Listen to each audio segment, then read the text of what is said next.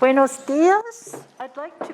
Me gustaría empezar agradeciendo a los organizadores por invitarme a participar en este simposio. Es un honor enorme, especialmente para alguien que no es especialista en la historia cultural española. Me gustaría dedicar esta conferencia a la memoria de Deborah Marrow, que fue una pionera en la investigación de las mecenas mujeres en los años 70.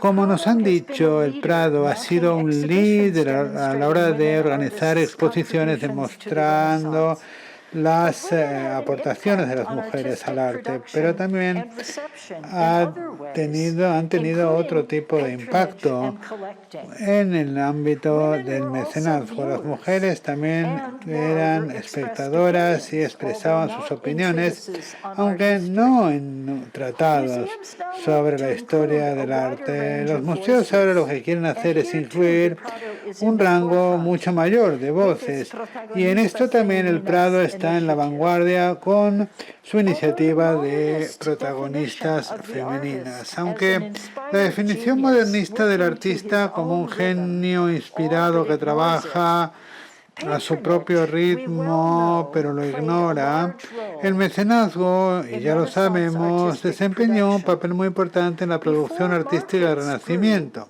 Antes de que crecieran los mercados, los individuos y las empresas, hombres y mujeres, contrataban artistas para producir las cosas que vemos en los museos hoy por hoy. Otros oradores hablarán de temas específicos relativos a la colección del Prado. Por lo tanto, yo voy a empezar con un ejemplo de otro sitio. Una pintura que también es un documento, que pone de manifiesto algunas cuestiones que voy a considerar en lo que se refiere a las historias que cuentan los museos.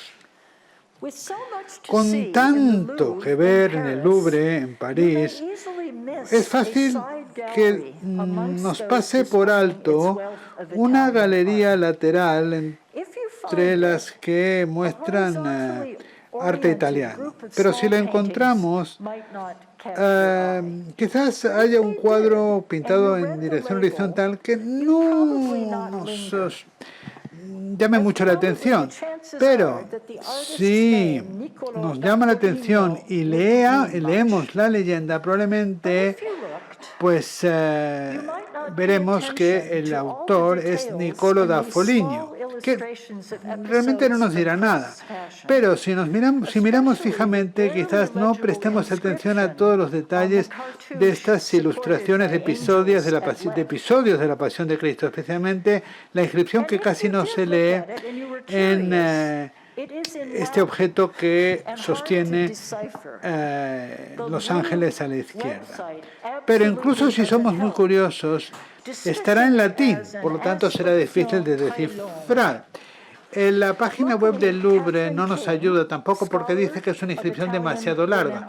Pero Catherine King, que es una estudiosa de mujeres italianas como mecenas, lo ha hecho por nosotros. La noble doña Brígida, ahora fallecida, dijo en su testamento que esta obra debía ser pintada como un espectáculo dirigido al Señor. Si queremos conocer el nombre del autor, es Niccolò, alumno de Foligno. En 1492 puso los toques finales. Pero el que tiene más mérito, pues quizás sea otro. La noble doña Rígida, ahora muerta, quiso que se pintara esta obra. Un espectáculo sumamente agradable a Dios. Si buscas saber el nombre del autor, es Niccolò da Alunno, como decía. Ahora sabemos que los museos muestran obras realizadas por manos ejecutoras, es decir, por artistas. La inscripción lo que dice es que un espectador podría sentir la curiosidad de conocer el nombre del autor, reconociendo que no fue el único que participó. Los visitantes a los museos están condicionados para querer conocer el nombre de un autor y su biografía. Esta conceptualización surgió en el Renacimiento, en los años 1550 y 60, cuando Giorgio Vasari escribió lo que se considera la primera historia sistemática del arte en forma de una serie de biografías de artistas. Colectivamente presentan el arte como algo creado a través de la inspiración y esfuerzos de los maestros. Sin embargo, propagó el concepto de el genio artista, que más tarde condujo a ideas del arte por el arte, que decretaban que cualquier cosa considerada como extrínseca al trabajo en sí mismo era irrelevante.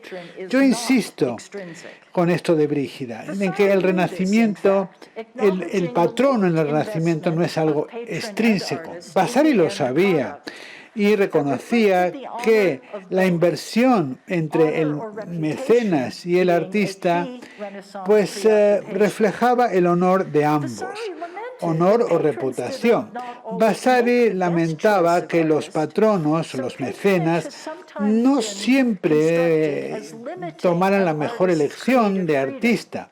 Por lo tanto, el mecenazgo a veces se interpreta como algo que limita la libertad artística del pintor. Pero puede haber problemas en relación con la mujer, quizás, ¿no? Cuando todo lo que hay en el museo se interpreta como arte, independientemente de las distintas formas en las que se produjeron los objetos. Producir las obras de arte de la actualidad no era la única razón por la que los artistas producían objetos que se colocaban en las paredes de los museos. La afirmación de Brígida alude a otras razones que explican el porqué del mecenazgo en esa época. Es decir, hacer una buena obra para agradar a Dios. Recordar que el mecenazgo se extiende más allá del arte, describiendo una red de relaciones sociales, económicas, políticas y religiosas. Como sus pares, hombres y mujeres, Brígida esperaba que su comisión mitigara los aspectos posiblemente oscuros del trabajo de su marido, que era un mercader. En este momento quizás penséis, ¿por qué debería importarnos lo que pensaba Brígida en este caso? Bueno, pues el Louvre muestra solamente parte de su encargo, la porción de un retablo que se conoce como predela. El Prado tiene muchos retablos, por ejemplo este de Fra Angelico, pintado para el monasterio de Santo Domingo en Fiesole, cerca de Florencia, que incluye también la predela. A menudo, cuando los monasterios vendían obras, pues las cortaban para venderlas a distintos compradores. Este retablo permaneció intacto y se compró como un regalo diplomático para el duque de Lerma, y durante un tiempo sirvió como retablo instalado en una capilla en las Descalzas Reales, posiblemente a través del trabajo de algunas mujeres que vivieran en la casa de la reina Margarita, donde permaneció el cuadro hasta que fue comprado por el Prado en 1861. Cuando vemos el resto del encargo de Brígida, nos hacemos una idea de cuáles eran sus expectativas. Un prolíptico bastante grande con numerosos paneles en un marco dorado dedicado a Dios y a los espectadores, y esto realmente ha costado mucho dinero. Materiales muy valiosos. Los materiales valiosos eran componentes muy importantes. Estos retablos, además, han sido planificados especialmente para ubicaciones concretas. Recordar esta pregunta de la contribución de quién era más importante, la del mecenas o el artista, con la aserción de que la mano ejecutora proporcionaba los toques finales. El papel del mecenas va más allá del pago. Incluye también la ideación, la conceptualización intelectual. El retablo presenta una historia cristiana encapsulada que ilustra el nacimiento, muerte y resurrección de Cristo, creando algo realmente muy único. La porción principal, por cierto, también viajó a París. Napoleón también robó cientos de obras de arte en su proyecto para unir las grandes obras maestras en París. Irónicamente, el ala del Louvre en el que está la pradela de Nicola hoy, lleva el nombre del agente de Napoleón en esta iniciativa, Dominique Vivant Denon. Por lo tanto, el encargo de Brígida se consideró suficientemente importante para ser incluido con otras expresiones del genio humano en un museo que ensalzaba la figura de Napoleón. Después de la derrota del emperador, la parte principal volvió a Foligno, pero la predela permaneció. Ahora solamente nos podemos imaginar de cómo era la obra completa. La historia de este retablo y de su presencia en distintas localizaciones indica solamente uno de los problemas que existen a la hora de estudiar las mecenas mujeres. Al principio los historiadores ni siquiera tomaban nota de las mujeres. El estudio magistral de Francis Haskell de 1963 investigó el mecenazgo y la colección por parte de élites masculinas, especialmente las que demostraban cierta perspicacia a la hora de elegir artistas que consiguieran la fama, y también prediciendo un poco lo que las futuras generaciones iban a valorar. Otros estudiosos insistían que los datos empíricos que pueden utilizarse para apoyar el papel de las mujeres como mecenas y coleccionistas directamente no existía, citando su falta de derechos de propiedad y su incapacidad de actuar de forma independiente en cuestiones económicas. Muchas veces los libros han incluido fuentes irrefutables que confirman la participación de las mujeres. Los investigadores han aprendido dónde buscar las voces de las mujeres y ahora podemos afirmar, sin temor a equivocarnos, que las mujeres encargaban trabajos por artistas considerados hoy como grandes maestros.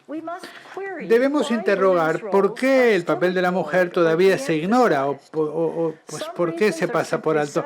Algunas razones tienen que ver con el sexismo, reflejando un poco la cultura, ¿no?, más amplia. Otros tienen que ver con el no valorar los objetos que muchas mujeres preferían. La organización de los museos, además, debido al conocimiento requerido para cuidar las colecciones, separa los objetos que quizás en algún momento hayan estado juntos y los colocan en distintos departamentos: pintura, escultura, grabados, dibujos, etcétera. Y esto dificulta, ¿no?, el identificar el papel del mecenas o del coleccionista. Otras expresiones también reflejan juicios de valor. Un historiador francés elogió el papel de Francisco I en cuanto a atraer artistas italianos, pero criticó el papel de mecenas de su hija Catalina de Médicis, porque ella simplemente decía, coleccionaba retratos familiares como si fuera una abuelita. Algunos de nosotros han investigado por qué las mujeres atesoraban retratos, pero no podríamos decir quizás que Catalina de Médicis también innovó al apreciar la inmediatez de un medio que normalmente permanecía en los talleres simplemente para producir réplicas. Pues esto es algo que deberíamos preguntarnos. O sea que los estudiosos han rebatido muchas de estas objeciones y yo creo que los visitantes a los museos ahora tienen curiosidad en cuanto al rol de las mujeres como mecenas. Los investigadores han definido el mecenazgo de las mujeres del arte religioso, que se ve como algo inconsistente con las normas sociales en cuanto a la religiosidad femenina. Las mujeres con recursos pagaban la construcción de iglesias, conventos, monasterios y, como Brígida, también obras de arte. En la pantalla vemos ejemplos realizados para lugares eclesiásticos. Algunos ahora han sido desplazados, ya que las localizaciones originales fueron remodeladas o destruidas. Las vidas de Vasari muestran que muchos artistas producían trabajos para comunidades religiosas financiadas por mecenas de ambos géneros. Vasari admite que no le era siempre posible acceder a los interiores de los conventos, lo cual podría explicar el que no haya podido describir las cosas que simplemente menciona en su título. Estas obras, de alguna forma, formaban parte del canon, aunque los espacios femeninos permanecían ocultos hasta la supresión de los conventos y personas fuera de la comunidad empezaron a poder ver los frescos, como por ejemplo la Última Cena de Castaño, que vemos a la derecha, en la parte superior. Pero no podemos estar seguros de que las religiosas encargaran todas las obras que estaban en sus conventos, como miembros de la familia que realizaban obsequios. En Zacarías, en Venecia, en la parte superior izquierda, Gary Ratt subrayó la participación directa de las religiosas en la elección de los cuadros del monasterio. Los museos más importantes del mundo exhiben los encargos de algunas religiosas y mujeres laicas, encargos de maestros importantes. Los visitantes los ven, sin embargo, dentro de lo que son muestras organizadas biográficamente por artistas, digamos, dentro de un marco cronológico o geográfico, utilizado normalmente para poner manifiesto estilos artísticos. Algunos conservadores piensan que el encuentro con una gran obra de arte es suficiente para inspirar el respeto y la admiración, y dicen que dar demasiada información distrae. No todo el mundo, sin embargo, está equipado con los conocimientos necesarios para experimentar una obra de arte con la inmediatez que imagina. El público parece hambriento de tener pistas para ayudarles a entrar en este mundo. El director de la Galería Uffizi recientemente me dijo que los visitantes jóvenes se quedan ahí delante de las exposiciones y utilizan sus teléfonos móviles para acceder a la información que ofrece el museo. Un teléfono no necesariamente influye negativamente en la experiencia artística de otras personas. Puede ofrecer, sin embargo, otra vía de, digamos, penetrar en la obra de arte. El convento franciscano de San Antonio en Perugia contrató a Rafael. En esa época Rafael tenía 21 años para pintar la Madonna y el niño que vemos a la derecha.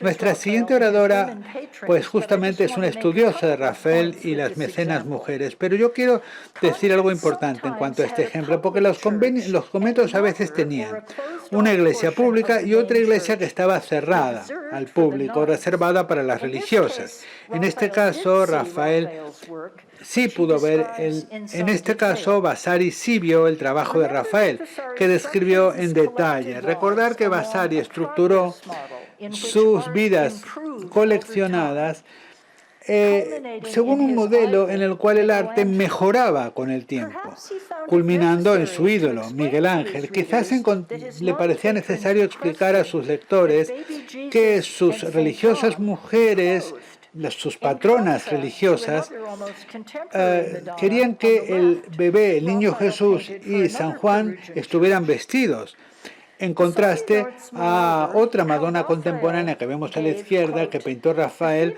para otra iglesia de Perugia. Vasari apunta cómo Rafael dio a las santas mujeres las expresiones más dulces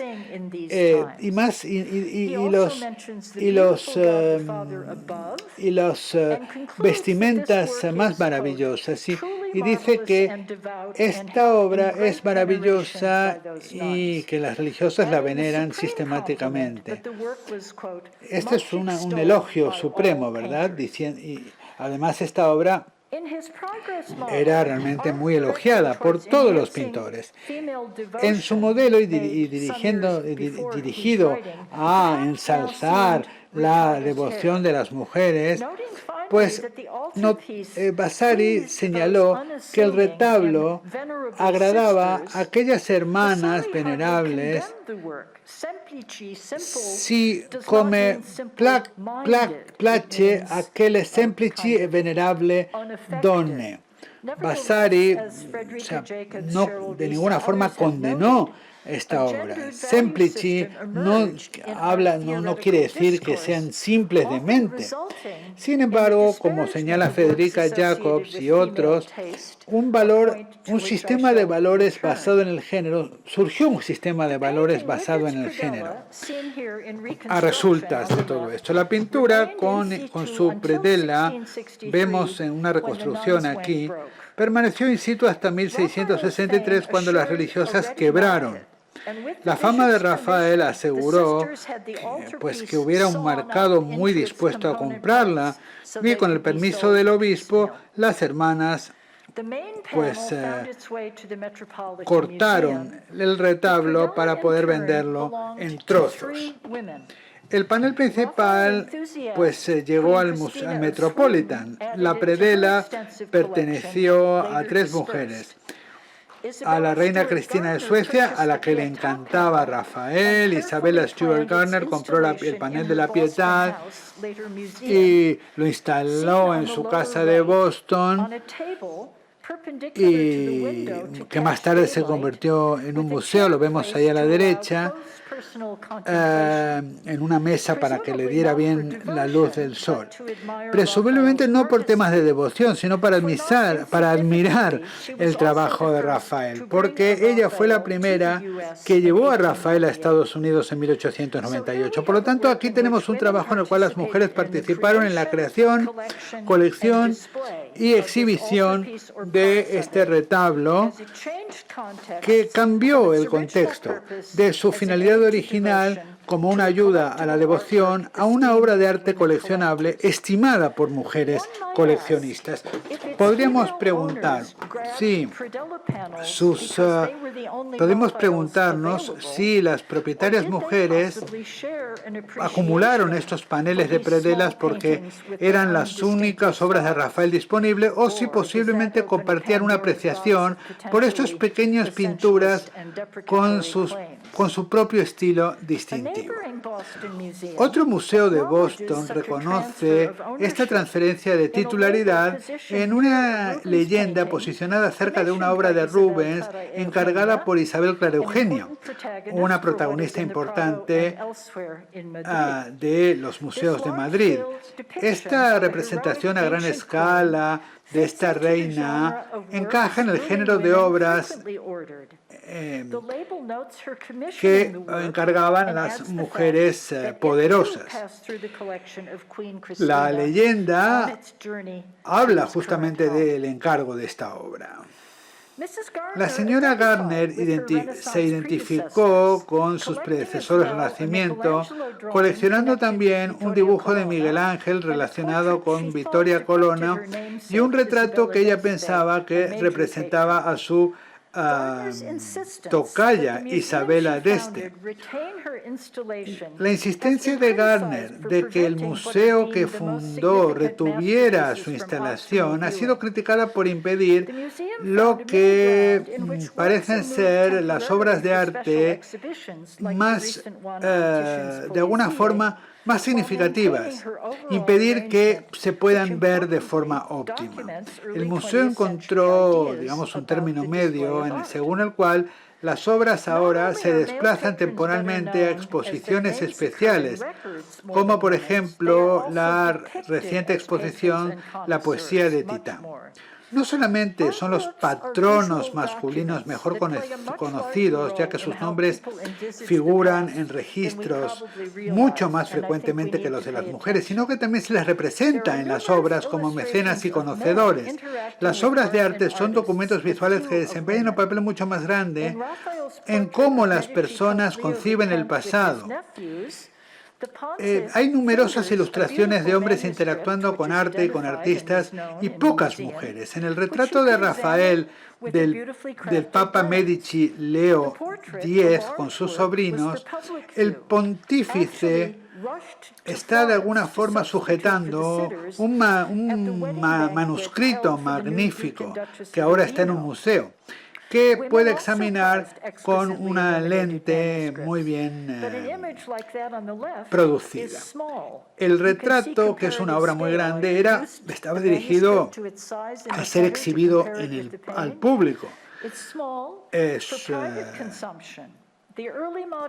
Y las mujeres también lo que hacían era atesorar manuscritos iluminados, pero una imagen como la que vemos a la izquierda es de pequeña escala, para, digamos, regocijo privado.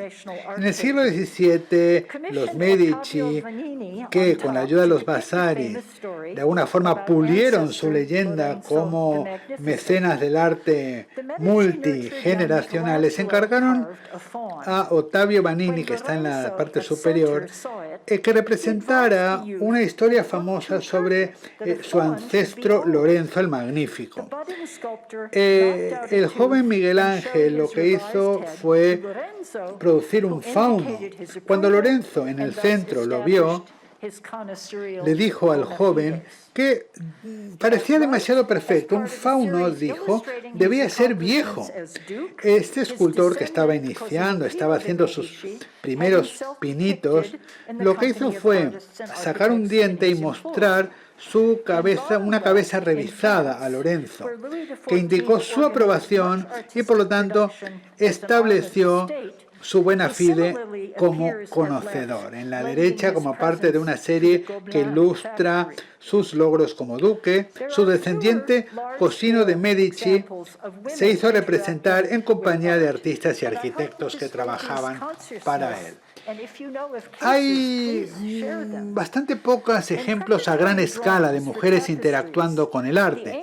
Y espero que esto os haga pensar, porque si sabéis de algún caso, pues espero que me lo comentéis. En dibujos preparatorios para tapices, la reina Artemisia, aquí representando a Catalina de Medici, activamente colabora con personas creativas en la planificación del diseño del mausoleo de su marido Mausolus. Pero Catalina está referenciada de forma alegórica, no en un retrato, y además ejecuta un papel apropiadamente femenino. Lo que hace es memorializar a su marido.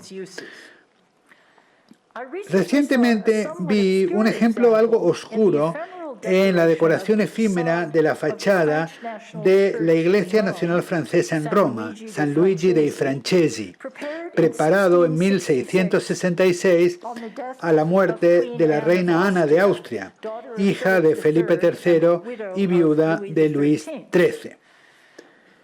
El panel que está en la parte inferior derecha conmemora su mecenazgo del convento de Val-de-Grâce en París, erigido en agradecimiento por el nacimiento del futuro Luis XIV. También fue un refugio de ella, de la corte, porque las mujeres nobles a menudo tenían apartamentos en conventos que ellas financiaban, como las descalzas reales y el de la Encarnación, apoyado o financiado por los parientes de Ana. La exposición del Palacio Real de hace 2 años dejó muy claro cómo los conventos funcionaban como cortes alternativas para las mujeres, exhibiendo los tipos de objetos que las mujeres valoraban: relicarios, pequeñas imágenes devocionales, retratos de la familia, objetos que quizás sea difícil presentar o interpretar en un museo de arte. Una representación poco habitual es la de Esperandio, de la archiduquesa Catalina Gonzaga, supervisando la construcción del convento de Innsbruck. Una de los gestos de esta señora pone de manifiesto la dedicación tan compleja a la Virgen. Otra categoría de registro visual propaga la idea de que el coleccionismo y el conocimiento del arte son dominios solo para los hombres aficionados, que se reúnen para examinar sus tesoros. El mensaje está claro: los hombres con recursos acumulan objetos preciosos y los exhiben a sus amigos en una cultura compartida pero competitiva también. Los artistas de Amberes, en particular, pintaron a hombres interactuando con artistas y obras de arte, algunos exhibiendo sus propias colecciones, otros visitando colecciones de obras de arte reconocibles, mientras que otros eran fantasías. David Teniers pintó una colección del archiduque Leopoldo Guillermo de Austria, el hermano menor del emperador Fernando III, varias veces. Un ejemplo lo vemos aquí en el Prado, que es un regalo del archiduque a su tío Felipe IV. Mientras que el archiduque no tenía esposa, su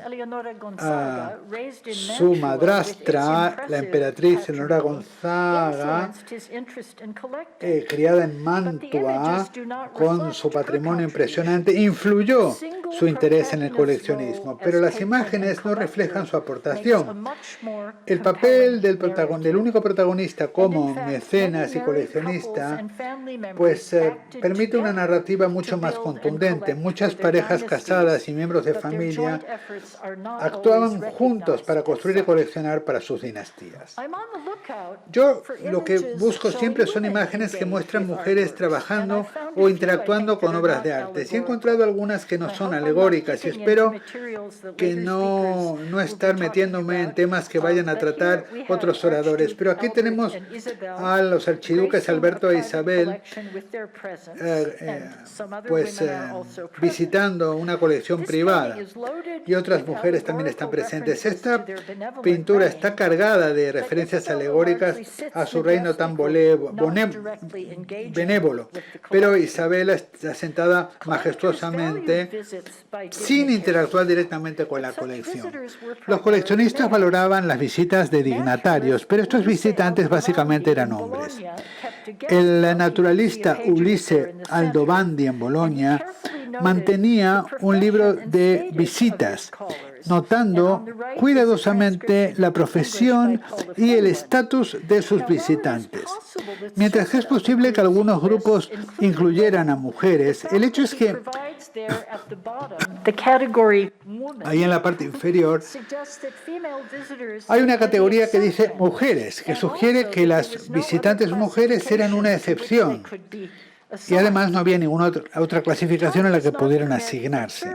El tiempo no permite un análisis exhaustivo de muchas de las cosas que los estudiosos han señalado como significativas en la representación de Hals de otra galería visitada por los archiduques. Aquí, fijaros que Isabela, que está a la izquierda, sí que interactúa con obras de arte. Pero en su celo por identificar objetos importantes, y aquí vemos una clave importante para esta pintura con varias cifras, pero si nos fijamos en el detalle que representa la porción donde Isabela y Alberto están sentados, no hay números cerca de ella. ¿Lo veis? No hay números cerca de ella. O sea, y se ignora lo que sujeta Isabel Clara Eugenia aquí, que es una pequeña naturaleza muerta y un pequeño Cupido. Y se podrían sacar algunas conclusiones interesantes, ¿no? Interesantes sobre esta elección. Quizás inspirada por